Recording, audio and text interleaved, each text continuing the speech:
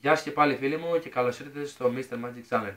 Λοιπόν, εδώ πέρα όπως βλέπετε έχουμε μια τράπλα, όπου θα πάμε μέσα αυτή τη τράπλα και θα ψάξουμε τους 4 άσους. Θα κάνουμε ένα κόλπο, το οποίο εντάξει είναι ένα φανταστικό κόλπο.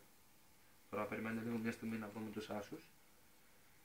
Και λοιπόν, για να δούμε, κάτσε να μην τα έχουμε όλα μαζί. Λοιπόν, και τώρα βάζουμε 3 κάρτες στο καθένα και πάμε να δούμε. Λοιπόν, αφήνουμε το υπόλοιπο πακέτο δυνατό. Δεν φαίνεται το υπόλοιπο πακέτο. Λοιπόν, είναι καθαρό, δεν έχει τίποτα. Λοιπόν, εδώ πέρα έχουμε κάποια φύλλα. Λοιπόν, θα δούμε στο τέλος τι θα γίνουν αυτά. Λοιπόν, έχουμε εδώ τον άσο. Το βάζουμε εδώ.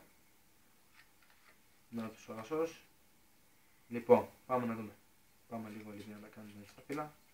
Και κάνουμε έτσι και έτσι. Λοιπόν, ναι, για να δούμε τώρα κάτι πιο εντυπωσιακό, όπου με τον άσο θέλουμε, ναι, εντάξει, ναι, εξαφάνισε τον άσο, δεν ξέρω πώς το έκανα. Πάμε λίγο να δούμε και στον επόμενο, γιατί ναι, μου παίζουν κάτι κόλπα τώρα τελευταία, άσοι μου κρύβονται, με εμφανίζονται, με ξανακρύβονται, δεν ξέρω τι. Και ναι, για πάμε λίγο να δούμε. Βασικά, εγώ τον άσο θέλω να σας, ναι. Δεν ξέρω, σας λέω κρυφτό μου παίζουν, να τι άσυδε. Ξέρει που κρύβονται μες στα χέρια. Πάμε να δούμε λίγο και το τελευταίο άσο. Όπου εδώ πιστεύω θα πετύχει το κόλπο. Θα κάνω και εδώ πέρα κάποια αυτά λοιπόν. Ναι.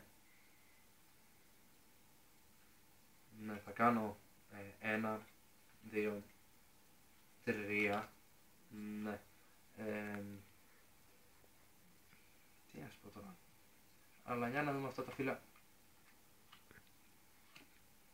What the fuck, τι έγινε εδώ. Πιστεύω να σας άρεσε, γεια σας.